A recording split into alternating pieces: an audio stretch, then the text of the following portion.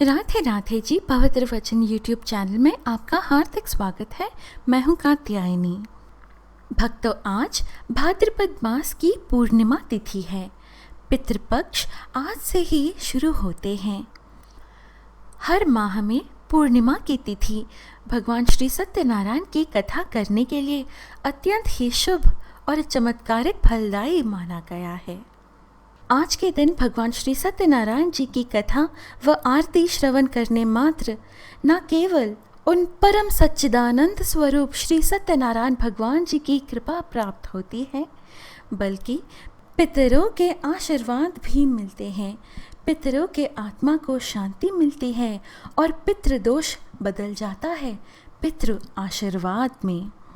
मान्यता है कि सनातन सत्य रूपी भगवान श्री हरि विष्णु जी इस घोर कलयुग में विभिन्न रूपों में अलग अलग रूपों में आकर भक्तों को मन वांछित फल देंगे। भक्तों के कल्याण के लिए भगवान श्री हरि विष्णु जी ने सत्यनारायण रूप लिया। गृह शांति और सुख समृद्धि के लिए श्री सत्यनारायण व्रत पूजन विशेष लाभ देती है। यह व्रत पूजन शीघ्र विवाह के लिए और सुखद वैवाहिक जीवन के लिए भी लाभकारी है। श्री सत्यनारायण व्रत पूजन संतान के जन्म के अवसर पर और संतान से जुड़े अनुष्ठानों पर बहुत लाभकारी है।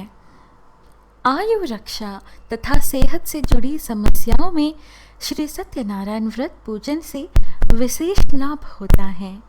यदि आपके मन में कोई विशेष कामना है तो भी श्री सत्यनारायण जी की कृपा से पूरी होगी। नियमित रूप से प्रति माह की पूर्णिमा के तिथि पर श्री सत्यनारायण भगवान जी की पूजा करें। इससे आपकी विशेष मनोकामनाएं शीघ्र पूर्ण होंगी। श्री सत्यनारायण भगवान के व्रत पूजन के लिए सबसे उत्तम मुहूर्त कौन सा है? श्री सत्यनारायण भगवान की व्रत पूजन करने के लिए सबसे उचित समय होता है किसी भी माह की पूर्णिमा को, किसी भी बृहस्पतिवार को, और जब कभी बड़े संकट के आने पर भगवान जी की पूजा सबसे उत्तम होगी। भगवान सत्यनारायण का पूजन जीवन में सत्य का महत्व बताता है। तो आइए जानते हैं कैसे करें भगवान श्री हरि विष्णु जी के इस रूप का पूजन। घर के मंदिर पर केले के पौधों से मंडप सजाएं। भगवान सत्यनारायण जी के श्री विग्रह या चित्र की स्थापना करें। कलश और दीपक की भी स्थापना करें। पहले श्री गौरी गणेश और नवग्रहों का पूजन करें। इसके बाद सत्यनारायण भगवान की पूजा करें। उन्हें फल, पंचामृत, पंजीरी, वस्त्र और तुलसी दल अवश्य अर्पित करें। फिर उनकी व्रत कथा पढ़ें अथवा सुनें और अंत में आरती करें। इसके बाद फल और प्रसाद बांटकर स्वयं ग्रहण करें। आइए भक्तों, श्रवण करें भगवान श्री सत्यनारायण की व्रत कथा। परंतु उससे पहले हमेशा की तरह जय सत्यनारायण भगवान जी की लिखकर अवश्य कमेंट करें। इस वीडियो को लाइक करना ना भूलें और यदि आपने हमारे चैनल को अभी तक सब्सक्राइब नहीं किया है तो अभी सब्सक्राइब कर दें। श्रीमन नारायण नारायण नारायण, भजमन नारायण नारायण नारायण। कहिए श्री सत्यनारायण भगवान जी की जय। श्री सत्यनारायण व्रत कथा पहला अध्याय। एक समय की बात है, नैशिरण्य तीर्थ में शौनिक आदि 88,000 ऋषियों ने श्री सूत जी से पूछा, हे प्रभु, इस कलयुग में वेद विद्या रहित मनुष्यों को प्रभु भक्ति किस प्रकार मिल सकती है तथा उनका उद्धार कैसे होगा? हे मुनिश्रेष्ठ, कोई ऐसा तप बताइए जिससे थोड़े समय में ही पुण्य मिले और मनवांछित फल भी मिल जाए।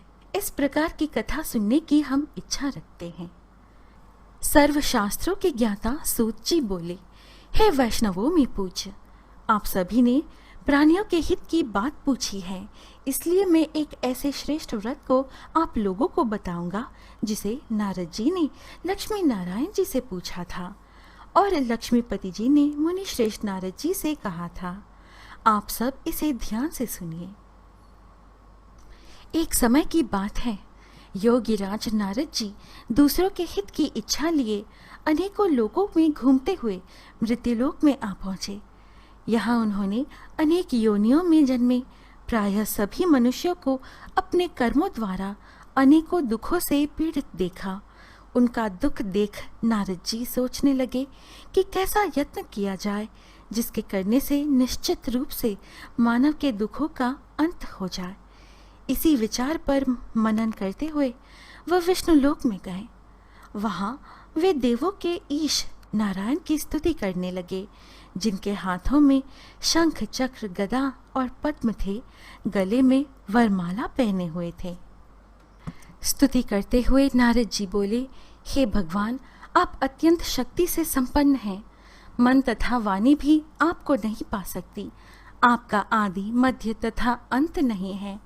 निर्गुण स्वरूप सृष्टि के कारण भक्तों के दुख को दूर करने वाले हैं। आपको मेरा नमस्कार है। नारद जी की स्तुति सुन भगवान विष्णु जी बोले, हे मुनि श्रेष्ठ, आपके मन में क्या बात है? आप किस काम के लिए पधारे हैं? उसे निसंकोच कहो। इस पर नारद मुनि बोले कि मृत्युलोक में अनेक योनियों में जन्मे मनुष्य अपने कर्मों द्वारा अनेकों दुख से दुखी हो रहे हैं। हे नाथ, आप मुझ पर दया रखते हैं तो बताइए कि वो मनुष्य थोड़े प्रयास से ही अपने दुखों से कैसे छुटकारा पा सकते हैं। श्री हरि बोले, हे नारद, मनुष्यों की भलाई के लिए तुमने बहुत अच्छी बात पूछी है। जिसके करने से मनुष्य मोह से छूट जाता है, वह बात मैं कहता हूँ, उसे सुनो। स्वर्ग लोक व मृत्यु लोक दोनों में एक दुर्लभ उत्तम व्रत है जो पुण्य देने वाला है। आज प्रेमवश होकर मैं उसे तुमसे कहता हूँ। श्री सत्यनारायण भगवान का यह व्रत अच्छी तरह विधान पूर्वक करके मनुष्य तुरंत ही यहाँ सुख भोग कर मरने पर मोक्ष पाता है। श्री हरि के वचन सुन नारद जी बोले कि उस व्रत का फल क्या है और उसका विधान क्या है? यह व्रत किसने किया था? इस व्रत को किस दिन करना चाहिए? सभी कुछ विस्तार से बताएं। नारद जी की बात सुनकर श्री हरि बोले, दुख व शोक को दूर करने वाला यह सभी स्थानों पर विजय दिलाने वाला है। मानव को भक्ति व श्रद्धा के साथ शाम को श्री सत्यनारायण की पूजा धर्मपरायण होकर ब्राह्मणों व बंधुओं के साथ करनी चाहिए। भक्ति भाव से ही नैवेद्य, केले का फल, घी, दूध और गेहूं का आटा सवाया ले। गेहूं के स्थान पर साठी का आटा, शक्कर तथा गुड़ लेकर वह सभी भक्षण योग्य पदार्थों को मिलाकर भगवान का भोग लगाएं। ब्राह्मणों सहित बंधु बांधवों को भी भोजन कराएं। उसके बाद स्वयं भोजन करें। भजन कीर्तन के साथ भगवान की भक्ति में लीन हो जाएं। इस तरह से सत्यनारायण भगवान का यह व्रत करने पर मनुष्य की सारी इच्छाएं निश्चित रूप से पूरी होती हैं। इस कलिकाल अर्थात कलयुग में मृत्युलोक में मोक्ष का यही एक सरल उपाय बताया गया है। श्री सत्यनारायण व्रत कथा दूसरा अध्याय। सूत जी बोले, हे ऋषियों, जिसने पहले समय में इस व्रत को किया था उसका इतिहास कहता हूँ, ध्यान से सुनो। सुंदर काशीपुरी नगरी में एक अत्यंत निर्धन ब्राह्मण रहता था। भूख प्यास से परेशान वह धरती पर घूमता रहता था। ब्राह्मणों से प्रेम करने वाले भगवान ने एक दिन ब्राह्मण का वेश धारण कर उसके पास जाकर पूछा, हे विप्र, नित्य दुखी होकर तुम पृथ्वी पर क्यों घूमते हो? दीन ब्राह्मण बोला, मैं निर्धन ब्राह्मण हूँ, भिक्षा के लिए धरती पर घूमता हूँ। हे भगवान, यदि आप इसका कोई उपाय जानते हो तो बताइए। वृद्ध ब्राह्मण कहता है कि सत्यनारायण भगवान मनोवांछित फल देने वाले हैं, इसलिए तुम उनका पूजन करो। इसे करने से मनुष्य सभी दुखों से मुक्त हो जाता है। वृद्ध ब्राह्मण बनकर आए सत्यनारायण भगवान उस निर्धन ब्राह्मण को उस व्रत का सारा विधान बताकर अंतर्ध्यान हो गए। ब्राह्मण मन ही मन सोचने लगा कि जिस व्रत को वृद्ध ब्राह्मण करने को कह गया है, मैं उसे जरूर करूँगा। यह निश्चय करने के बाद उसे रात में नींद नहीं आई। वह सवेरे उठकर सत्यनारायण भगवान के व्रत का निश्चय कर भिक्षा के लिए चला गया। उस दिन निर्धन ब्राह्मण को भिक्षा में बहुत धन मिला, जिससे उसने बंधु बांधवों के साथ मिलकर श्री सत्यनारायण भगवान का व्रत संपन्न किया। भगवान सत्यनारायण का व्रत संपन्न करने के बाद वह निर्धन ब्राह्मण सभी दुखों से छूट गया और अनेक प्रकार की संपत्तियों से युक्त हो गया। उसी समय से यह ब्राह्मण हर माह इस व्रत को करने लगा। इस तरह से सत्यनारायण भगवान के व्रत को जो मनुष्य करेगा वह सभी प्रकार के पापों से छूटकर मोक्ष को प्राप्त होगा। जो मनुष्य इस व्रत को करेगा वह भी सभी दुखों से मुक्त हो जाएगा। सूत जी बोले कि इस तरह से नारद जी से नारायण जी का कहा हुआ श्री सत्यनारायण व्रत को मैंने तुमसे कहा। हे विप्रो, मैं अब और क्या कहूँ। ऋषि बोले, हे मुनिवर, संसार में उस विप्र से सुनकर और किस किस ने इस व्रत को किया, हम सब इस बात को सुनना चाहते हैं। इसके लिए हमारे मन में श्रद्धा का भाव है। सूत जी बोले, हे मुनियों, जिसने इस व्रत को किया है वह सब सुनो। एक समय वही विप्र धन व ऐश्वर्य के अनुसार अपने बंधु बांधवों के साथ इस व्रत को करने को तैयार हुआ। उसी समय एक एक लकड़ी बेचने वाला बूढ़ा आदमी आया और लकड़ियां बाहर रखकर अंदर ब्राह्मण के घर में गया। प्यास से दुखी व लकड़हारा उनको व्रत करते देख विप्र को नमस्कार कर पूछने लगा कि आप यह क्या कर रहे हैं तथा इसे करने से क्या फल मिलेगा, कृपया मुझे भी बताएं। ब्राह्मण ने कहा कि सब मनोकामनाओं को पूरा करने वाला यह सत्यनारायण भगवान का व्रत है। इनकी कृपा से ही मेरे घर में धन धान्य आदि की वृद्धि हुई है। विप्र से सत्यनारायण व्रत के बारे में जानकर लकड़हारा बहुत प्रसन्न हुआ। चरणामृत लेकर वह प्रसाद खाने के बाद वह अपने घर गया। लकड़हारे ने अपने मन में संकल्प किया कि आज लकड़ी बेचने से जो धन मिलेगा उसी से श्री सत्यनारायण भगवान का उत्तम व्रत करूंगा। मन में इस विचार को ले बूढ़ा आदमी सिर पर लकड़ियां रख उस नगर में बेचने गया जहां धनी लोग ज्यादा रहते थे। उस नगर में उसे अपनी लकड़ियों का दाम पहले से 4 गुना अधिक मिलता है। बूढ़ा प्रसन्नता के साथ दाम लेकर केले, शक्कर, घी, दूध, दही और गेहूं का आटा ले और सत्यनारायण भगवान के व्रत की अन्य सामग्रियां लेकर अपने घर गया। वहां उसने अपने बंधु बांधवों को बुलाकर विधि विधान से सत्यनारायण भगवान का पूजन और व्रत किया। इस व्रत के प्रभाव से वह बूढ़ा लकड़हारा धन, पुत्र आदि से युक्त होकर संसार के समस्त सुख भोग अंतकाल में वैकुंठ धाम चला गया। श्री सत्यनारायण व्रत कथा 3रा अध्याय। सूत जी बोले, हे श्रेष्ठ मुनियों, अब आगे की कथा कहता हूँ। पहले समय में उल्कामुख नाम का एक बुद्धिमान राजा था। वह सत्यवक्ता और जितेंद्रिय था। प्रतिदिन देवस्थानों पर जाता और निर्धनों को दान देकर उनके कष्ट दूर करता था। उसकी पत्नी कमल के समान मुख वाली तथा सती साध्वी थी। भद्रशिला नदी के तट पर उन दोनों ने श्री सत्यनारायण भगवान का व्रत किया। उसी समय साधु नाम का एक वैश्य आया। उसके पास व्यापार करने के लिए बहुत सा धन भी था। राजा को व्रत करते देखकर वह विनय के साथ पूछने लगा, हे राजन, भक्तिभाव से पूर्ण होकर आप यह क्या कर रहे हैं? मैं सुनने की इच्छा रखता हूँ, तो आप मुझे बताएं। राजा बोला, हे साधु, अपने बंधु बांधवों के साथ पुत्र आदि की प्राप्ति के लिए एक महाशक्तिमान श्री सत्यनारायण भगवान का व्रत व पूजन कर रहा हूँ। राजा के वचन सुन साधु आदर से बोला, हे राजन, मुझे इस व्रत का सारा विधान कहिए। आपके कथानुसार मैं भी इस व्रत को करूँगा। मेरी भी संतान नहीं है और इस व्रत को करने से निश्चित रूप से मुझे संतान की प्राप्ति होगी। राजा से व्रत का सारा विधान सुन व्यापार से निवृत्त हो वह अपने घर गया। साधु वैश्य ने अपनी पत्नी को संतान देने वाले इस व्रत का वर्णन कह सुनाया और कहा कि जब मेरी संतान होगी तब मैं इस व्रत को करूँगा। साधु ने इस तरह के वचन अपनी पत्नी लीलावती से कहे। एक दिन लीलावती पति के साथ आनंदित हो सांसारिक धर्म में प्रवृत्त होकर सत्यनारायण भगवान की कृपा से गर्भवती हो गई। 10वें महीने में उसके गर्भ से एक सुंदर कन्या ने जन्म लिया। दिनों दिन वह ऐसे बढ़ने लगी जैसे शुक्ल पक्ष का चंद्रमा बढ़ता है। माता पिता ने अपनी कन्या का नाम कलावती रखा। एक दिन लीलावती ने मीठे शब्दों में अपने पति को याद दिलाया कि आपने सत्यनारायण भगवान के जिस व्रत को करने का संकल्प किया था उसे करने का समय आ गया है। आप इस व्रत को करिए। साधु बोला कि हे प्रिय, इस व्रत को मैं उसके विवाह पर करूँगा। इस प्रकार अपनी पत्नी को आश्वासन देकर वह नगर को चला गया। कलावती पिता के घर में रह वृद्धि को प्राप्त हो गई। साधु ने एक बार नगर में अपनी कन्या को सखियों के साथ देखा तो तुरंत ही दूत को बुलाया और कहा कि मेरी कन्या के योग्य वर देख कर आओ।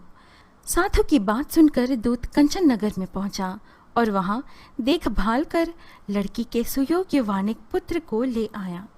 सुयोग्य लड़के को देख साधु ने बंधु बांधवों को बुलाकर अपनी पुत्री का विवाह कर दिया। लेकिन दुर्भाग्य की बात ये कि साधु ने अभी भी श्री सत्यनारायण भगवान का व्रत नहीं किया। इस पर श्री भगवान क्रोधित हो गए और श्राप दिया कि साधु को अत्यधिक दुख मिले। अपने कार्य में कुशल साधु बनिया जमाई को लेकर समुद्र के पास स्थित होकर रत्नसारपुर नगर में गया। वहां जाकर दामाद ससुर दोनों मिलकर चंद्रकेतु राजा के नगर में व्यापार करने लगे। एक दिन भगवान सत्यनारायण की माया से एक चोर राजा का धन चुरा कर भाग रहा था। उसने राजा के सिपाहियों को अपना पीछा करते देख चुराया हुआ धन वहां रख दिया जहां साधु अपने जमाई के साथ ठहरा हुआ था। राजा के सिपाहियों ने साधु वैश्य के पास राजा का धन पड़ा देखा तो वह ससुर जमाई दोनों को बांधकर प्रसन्नता से राजा के पास ले गए और कहा कि उन दोनों चोरों हम पकड़ लाए हैं, आप आगे की कार्यवाही की आज्ञा दें। राजा की आज्ञा से उन दोनों को कठिन कारावास में डाल दिया गया और उनका सारा धन भी उनसे छीन लिया गया। श्री सत्यनारायण भगवान के श्राप से साधु की पत्नी भी बहुत दुखी हुई। घर में जो धन रखा था उसे चोर चुरा ले गए। शारीरिक तथा मानसिक पीड़ा व भूख प्यास से अति दुखी हो अन्न की चिंता में कलावती के ब्राह्मण के घर गई। वहां उसने श्री सत्यनारायण भगवान का व्रत होते देखा, फिर कथा भी सुनी। वह प्रसाद ग्रहण कर वह रात को घर वापस आई। माता के कलावती से पूछा कि हे पुत्री, अब तक तुम कहाँ थी? तेरे मन में क्या है? कलावती ने अपनी माता से कहा, हे माता, मैंने एक ब्राह्मण के घर में श्री सत्यनारायण भगवान का व्रत देखा है। कन्या के वचन सुन लीलावती भगवान के पूजन की तैयारी करने लगी। लीलावती ने परिवार व बंधुओं सहित सत्यनारायण भगवान का पूजन किया और उनसे वर मांगा कि मेरे पति तथा जमाई शीघ्र घर आ जाए। साथ ही यह भी प्रार्थना की कि हम सब का अपराध क्षमा करें। श्री सत्यनारायण भगवान इस व्रत से संतुष्ट हो गए और राजा चंद्रकेतु को सपने में दर्शन दे कहा कि हे राजन, तुम उन दोनों वैश्यों को छोड़ दो और तुमने उनका जो धन लिया है उसे वापस कर दो। अगर ऐसा नहीं किया तो मैं तुम्हारा धन, राज्य व संतान सभी को नष्ट कर दूंगा। राजा को यह सब कहकर वह अंतर्ध्यान हो गए। प्रातःकाल सभा में राजा ने अपना सपना सुनाया, फिर बोले कि वणिक पुत्रों को कैद से मुक्त कर सभा में ले आओ। दोनों ने आते ही राजा को प्रणाम किया। राजा मीठी वाणी में बोले, हे महानुभावों, भाग्यवश ऐसा कठिन दुख तुम्हें प्राप्त हुआ है, लेकिन अब तुम्हें कोई भय नहीं है।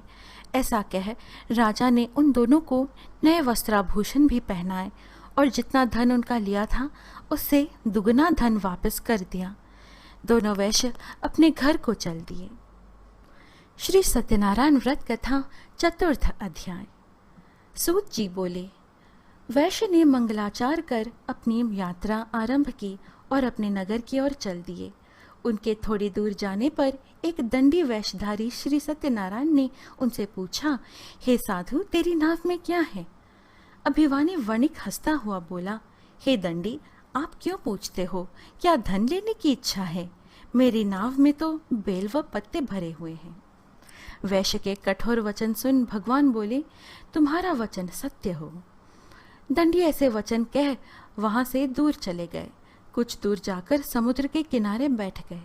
दंडी के जाने के बाद साधु वैश्य ने नित्य क्रियाओं के पश्चात नाव को ऊंचा उठते देखकर अचंभा माना और नाव में बेलपत्ते आदि देख वह मूर्छित हो जमीन पर गिर पड़ा। मूर्छा खुलने पर वह अत्यंत शोक में डूब गया। तब उसका दामाद बोला कि आप शोक ना मनाएं, यह दंडी का शाप है, इसलिए हमें उनकी शरण में जाना चाहिए, तभी हमारी मनोकामना पूरी होगी। दामाद की बात सुनकर वह दंडी के पास पहुंचा और अत्यंत भक्तिभाव नमस्कार करके बोला, मैंने आपसे जो जो असत्य वचन कहे थे उनके लिए मुझे क्षमा दी। ऐसा कहकर महान शोकातुर हो रोने लगा। तब दंडी भगवान बोले, हे वणिक पुत्र, मेरी आज्ञा से बार बार तुम्हें दुख प्राप्त हुआ है, तू मेरी पूजा से विमुख हुआ। साधु बोला, हे भगवान, आपकी माया से ब्रह्मा आदि देवता भी आपके रूप को नहीं जानते, तब मैं अज्ञानी कैसे जान सकता हूँ। आप प्रसन्न होइए, अब मैं सामर्थ्य के अनुसार आपकी पूजा करूँगा।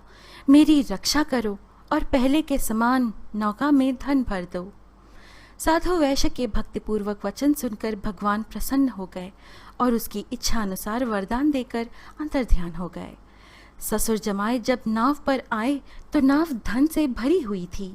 फिर वही अपने अन्य साथियों के साथ सत्यनारायण भगवान का पूजन कर अपने नगर को चल दिए।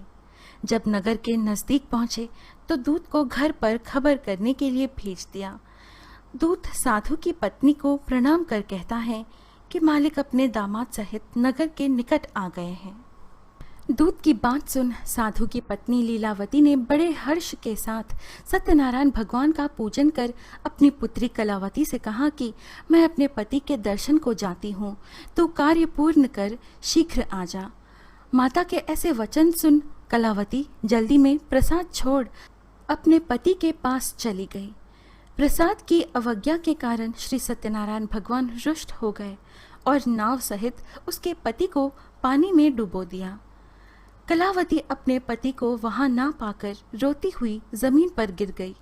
नौका को डूबा हुआ देख वह कन्या को रोता देख साधु दुखी होकर बोला कि हे प्रभु, मुझसे तथा मेरे परिवार से जो भूल हुई है उसे क्षमा करें। साधु के दीन वचन सुनकर श्री सत्यनारायण भगवान प्रसन्न हो गए और आकाशवाणी हुई, हे साधु, तेरी कन्या मेरे प्रसाद को छोड़कर आई है, इसलिए उसका पति अदृश्य हो गया है। यदि वह घर जाकर प्रसाद खाकर लौटती है तो इसे इसका पति अवश्य मिलेगा।